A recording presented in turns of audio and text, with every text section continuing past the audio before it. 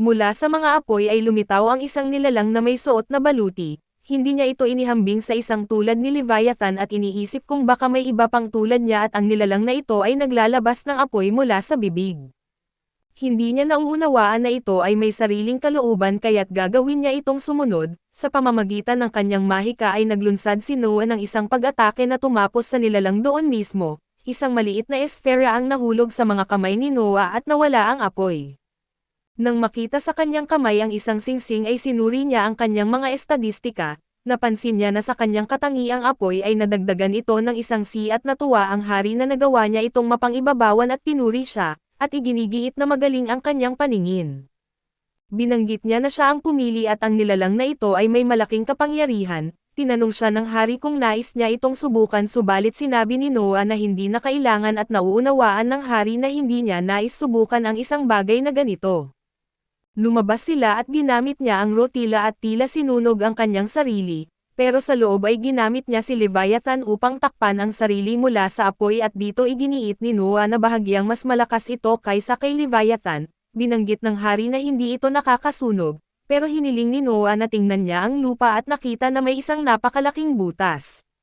Hindi niya ipinaliwanag na ginamit niya ang alatan bilang shield upang hindi kumalat ang init. Formal na ibinigay ng hari ang rotila upang magamit niya ito para sa kapakanan ng imperyo. Pagkatapos nito ay ikinwento sa atin na sa malawak na imperyo ng Mize, ang emperador ang namumuno mula sa pinakamataas na antas ng lahat ng bahagi ng estado, mula sa paggawa ng mga batas at pamamahala ng pananalapi hanggang sa diplomasya, pag-aayos ng mga alitan at mga kasunduan. Bukod pa rito ang mga pribadong usapin ng pamilya na tinatawag na mga batas at panloob na usapin ay pinamamahalaan din ng emperador, at ang lahat ng ito ay ipinaliwanag sa atin dahil ibinigay ng hari ang isang ulat kay Noah at bago niya ito basahin. Ipinaliwanag niya na mayroon siyang nakababatang kapatid at ang pangalan nito ay Grime at ito ay may isang anak na Lasenggo. Siya ang nagdulot ng kaguluhan sa kanilang mga lupain hanggang sa isang araw. Habang siya ay lasing ay nakapatay siya ng isang tao sa gitna ng pagtatalo. Sinabi niya na nahatulan na ito sa kanyang krimen, ngunit ang ama nito ay nag-alok na magbayad ng multa at isinisi ito sa maling pagpapalaki. Dito binanggit ni Noah na ayon sa batas ay hindi maaaring ipasa ang responsibilidad kay Grime. Tulad ng isang anak na hindi nagbabayad ng utang ng kanyang mga magulang, ang isang magulang ay hindi maaaring managot sa mga krimen ng anak at sinabi ng hari na iyon din ang kanyang sinabi sa kanyang kapatid, ngunit iginiit nito na bilhin ang kanyang kapayapaan sa halagang 30,000 rines na isang napakalaking halaga. Ikinuwente ni Noah na ito ay katumbas ng 250 taon na sahod para sa isang karaniwang mamamayan ng kabisera, sa isang napakalabis na halaga na hindi kikitain ng isang normal na tao sa buong buhay niya at kahit mag-overtime pa, sapagkat malamang ang karamihan sa mga negosyo ay mababayaran ng isang pizza. Ngayon ay hinihingi ng hari ang opinyon ni Noah at ang ating munting bida ay sumagot na hindi sila maaaring maningil ng multa na hindi umiiral. Iminungkahi ng hari na baguhin ang batas upang idagdag ang mga voluntaryong multa at bukod dito, ang imperyo ay may mga problemang nangangailangan ng napakalaking gastos. Nauunawaan ni Noah na iyon ang dahilan kung bakit nais niya ang kita. Ngunit kung babaguhin nila ang batas na iyon ay maaaring umabot sila sa ideya na mabibili ang kawalang sala sa pamamagitan ng pera, at ang makakabayad ng ganito ay ang mayayaman o malalaking mangangalakal lamang, na magpapalakas sa katiwaliang pampulitika. Kahit wala na silang sapat na pondo at kailangan nilang malutas ito sa lehitimong paraan at dito ay inamin ng hari na tama siya at tinatakan ang multa, ngayon bilang pagkilala sa kanyang karunungan ay hinirang niya si Noah bilang punong tagapayo. Isang marangal na posisyon. Nagbigay ito ng isang ideya kay Noah at sa halip na magbayad upang takasan ang hustisya, maaari silang mag-alok na magbayad para sa prestigious at halimbawa ang sino mang mag-donate ng 1,000 rines sa imperyo ay bibigyan ng titulong marangal na kabalyero. Subalit nililinaw na hindi ito nagbibigay ng tunay na kapangyarihan, gayunpaman dahil ang hari mismo ang magbibigay nito at marami ang nagnanais nito sapagkat ganito ang mga tao na kapag sobra na ang pera, naghahanap sila ng isang karangalang higit pa sa materyal. Nauunawaan ng hari ang kanyang ideya kaya agad niyang ipinatawag si Oscar. Sa sandaling iyon ay nagpasya si Noah na kailangan na niyang umalis kaya't hiniling niya ito sa hari at nauunawaan siya ng kanyang ama kaya pinayagan siya. Sa pasukan ng kastilyo ay nadatnan niya ang ilang kasapi ng palasyo na nakatingin sa butas. Si Noah ay tila medyo nalito at pagkatapos ay lumitaw si Shes at ipinaliwanag ang dahilan. Sinabi niya na hindi pa rin sila tumigil sa pagtatanong at pagkamangha kung paano natunaw ang lupa at nakita pa nga niya na may ilan na nadapa ng hindi sinasadya. Hindi siya tumatawa at iniabot niya ang isang supot ng pera para sa mga gastusang medikal. Pagkatapos nito ay tinanong niya kung ano ang nasa kanyang kamay at ipinakita niya ang isang kahon na may mga salagubang. Ipinaliwanag niya na hiniling ito ng prinsipe dahil nasisiyahan itong pag-awayin ang mga ito. Nagbigay ito ng ideya kay Noah kaya habang pauwi ay ginamit niya ang kapangyarihan ng kanyang mga singsing at pinag-away ang mga ito, na para bang maliliit na manika at nakita ito ng kasambahay na may kulay kahel ang buhok na namangha sa kanyang nakita.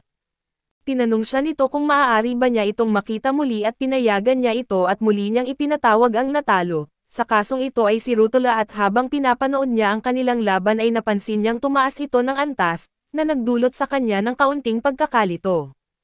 Pagbalik sa kanyang tirahan ay muli niya silang pinag-away sa harap ni Zoe at matapos ang ilang laban, sa wakas ay nagtagumpay si Rutila laban kay Leviathan at binati siya ni Noah at napansin din niyang ito ay nag-evolve at upang mapatunayan ang isang bagay, hiniling niya kay Zoe na ipakita ang kanyang mga katangian. Nang gawin nila ito ay natuklasan nilang muli itong tumaas ng antas at namangha si Zoe, iminungkahi na pag-awayin pa niya ang kanyang mga singsing upang lalo pang tumaas ang kanilang antas. Subalit nilinaw ni Noah na hindi ito ganoon kadali at ipinaliwanag niya na mula antas 1 hanggang 2 ay tumaas ito sa isang laban lamang. Ngunit upang tumaas muli ng isa pang antas ay kinailangan ng 10 laban, kaya malamang na hindi gaanong epektibo ang pakikipaglaban sa parehong kalaban at dahil dito, kailangan niyang magtipon ng higit pang katulad na mga mahiwagang kagamitan. Sa sandaling iyon ay dumating si Henry at pinuri siya nito sa paglalaban sa kanyang dalawang singsing. Tinanong niya kung gaano na ito katagal nanunood at di sumagot si Henry at ipinakita lamang ang isang kahon. Sinabi niya na tapos na ang pugad ng mga halimaw, ipinaliwanag niya na iyon ay isang lugar ng pangangaso na pinamamahalaan ng kanyang ministeryo upang maranasan ng mga prinsipe ang kanilang unang labanan. Binalaan siya ni Henry na kapag binuksan niya ang kahon ay makikita niya ang bilang ng mga sundalong dapat niyang isama. Binuksan niya ito at lumabas ang isang papel na may bilang na 1 kaya't labis na nagulat si Henry, dahil nangangahulugan itong hindi na kailangan ni Noah ng iba pang kasama na isang bagay na hindi pa kailanman nangyari noon. Makalipas ang ilang oras habang nagbabasa si Noah ay dumating si Zoe, sinabi na may bisita siya mula sa hari at iniutos niyang papasukin ito at ang dumating ay si Rice na nagsabing may utos siya mula sa hari, hindi niya sinunod ang karaniwang formalidad at yumukod siya. Sa sandaling iyon ay ipinaalam na ang kanyang unang labanan ay ipagpaliban hanggang sa susunod na abiso. Pagkatapos nito ay napaluhod si Ray at nagbigay galang sa kanya at nang makita ito, naalala ni Noah na si Ray ang pinagkakatiwalaang tao ng kanyang kapatid na si Henry. Ikinwento sa atin na paminsan-minsan ay hinirang ng pamilya imperial ang sarili nilang mga tauhan bilang mga opisyal. Ang katawagang pinagkakatiwalaang tao ay tumutukoy sa mga nagmumula mismo sa paglilingkod ng isang marangal na angkan. Sila ay mga opisyal ngunit nananatiling nasa ilalim ng maharlika. Dahil kinakatawan nila ang kanilang Panginoon ay sinusunod nila ang pinakamahigpit na protokol ng imperyo. Tinanong ni Noah si Ray kung ano ang dahilan ng pagpapaliban at ipinaliwanag ni Rice na ito ay dahil itinuturing ng hari ang kanyang labanan at kapangyarihan bilang isang malaking kaganapan. Kaya kasama sina Henry at ang ika-8 prinsipe ay iniisip nila kung paano ipapaalam sa lahat ang kanyang dakilang tagumpay. Kinabukasan ay pumunta si Noah kay Alan upang maghanap ng isang mahiwagang artifact na may sariling kalooban. Malinaw na hindi ito madaling makuha at wala nito si Alan kaya't binigyan niya ito ng isang supot ng pera upang maghanap ng katulad, at kung makakahanap ito ng maganda ay bibigyan niya ito ng gantimpala at nagpasalamat si Alan at sinabing nahuli na siya nito. Paglabas ng tindahan ay tinanong siya ni Shiri kung tama ba ang magbayad ng ganoong kalaking halaga para sa isang bagay na wala pa. Sumagot si Noah na ang mga iyon ay maliliit na bagay lamang at sa sandaling iyon ay may narinig na kaguluhan. Tila may isang lalaki na nais bumili ng isang bagay ngunit may isa ng kliyente na nakapagpareserba nito, hinawakan siya ng bantay at tinanong ang iba kung ano ang kanilang tinitingnan at kung nais ba nilang mawalan ng negosyo sa kanila. Hindi siya nakialam at nakilala siya ng lalaki na nagpakilalang si Darren. Pinagkakatiwalaang tao ng prinsipe na si Hilbard at sinabi ring nagkita na sila noon sa ministeryo ng bahay imperial. Tinanong niya kung ano ang ginagawa ng isang tulad niya na nananakot ng iba sa ganitong paraan. Tinatawanan siya ni Darren dahil hindi niya raw alam at sa kabila ng kanyang posisyon sa Ministeryo ng Katarungan, sinabi niya na ang mga tauhan ng kanyang ministeryo ay hindi maaaring hatulan maliban kung ito ay dahil sa pagtataksil o paghihimagsik. Kaya iminungkahi niyang huwag siyang makialam sa mga usaping ito at alam ni Noah na may punto siya. Sa kanyang isipan ay ipinaliwanag ni Noah na ang pagiging lingkod ng pamilya imperial at ng isang prinsipe ay isang napakahalagang posisyon, at kung idaragdag pa ang kanyang trabaho para sa unang prinsipe at ang mga pribilehiyong taglay niya na inaasahan ang asal ni Darren. Ngunit buong tapang na tinanong ni Noah kung bakit ito nakatayo roon at basta na lamang nakatingin sa kanya at sa kanyang isipan, ipinaliwanag niya na tulad ni Ray at ayon sa ranggo ay obligadong magpakita ng paggalang si Darren saan man sila naroroon, at dahil hindi ito napaluhod nang makita siya ay inutusan niya si Shirley na arestuhin ito.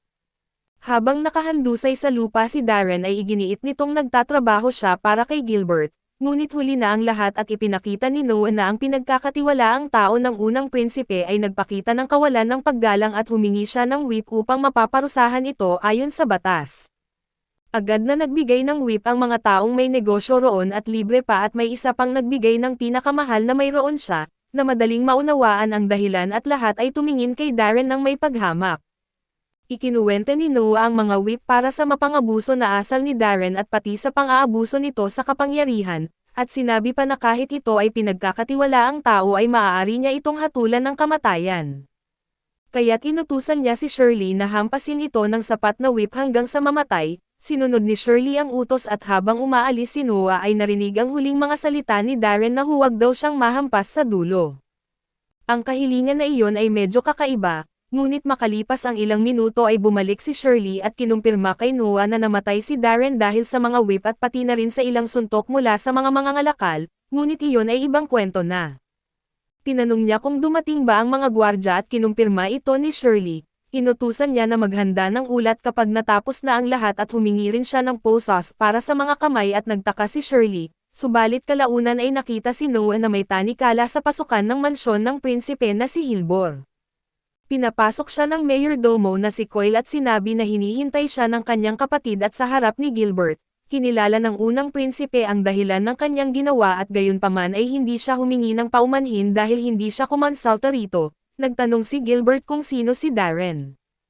Ipinaliwanag ng kanyang mayordomo na isa itong dating katulong na inilipat sa Ministeryo ng Bahay Imperial ilang taon na ang nakalipas, dahil dito ay hindi ito binigyan ng malaking halaga ni Gilbert at binanggit pa niyang pinatalsik niya ito dahil sa masamang asal, hindi na niya ito itinuturing na bahagi ng kanyang serbisyo. Pagkatapos nito ay pinalaya niya si Noah mula sa posas at pinasalamatan siya sa pagtatanggol sa kanyang reputasyon. Paglabas ng mansyon ay tinanong ni Shirley ang ating bida at tinanong niya kung ang tinutukoy ba nito ay ang pagpunta niyang may posas kahit naging mabait ang kanyang kapatid. Kinumpirma ito ni Shirley na ipinaliwanag ni Noah na kahit hindi halata ay labis na nagalit si Gilbert, subalit alam nitong hindi ito makabubuti kung haharapin siya dahil sa kasalukuyan ay mas paborito siya ng hari kaysa rito. Bukod dito kung ang nakababatang kapatid ay pumunta upang humingi ng tawad at sabihing nagkamali siya, walang ibang magagawa ang nakatatanda kundi tanggapin ito at higit pa rito kung hindi niya nilinaw ang lahat, maaaring magkaroon ng paghihiganti sa hinaharap. Namangha si Shirley sa kanyang katalinuhan at kinabukasan habang nasa bahay si Noah, ipinaalam ni John na may bisita mula sa Ministeryo ng Bahay Imperial, pinayagan niya itong pumasok upang kausapin ng private.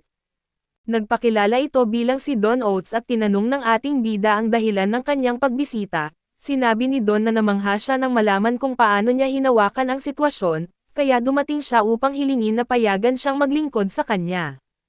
Nilinaw ni Noah na magiging mahirap ang paglipat nito mula sa Ministeryo ng Bahay Imperial, sumagot si Don na sapat na sa kanya na tawagin siya kapag kailangan at di siya agad pumayag, subalit nang ito ay umalis ay inutusan ni Noah si Dylan na magsagawa ng masusing investigasyon tungkol dito at maging maingat.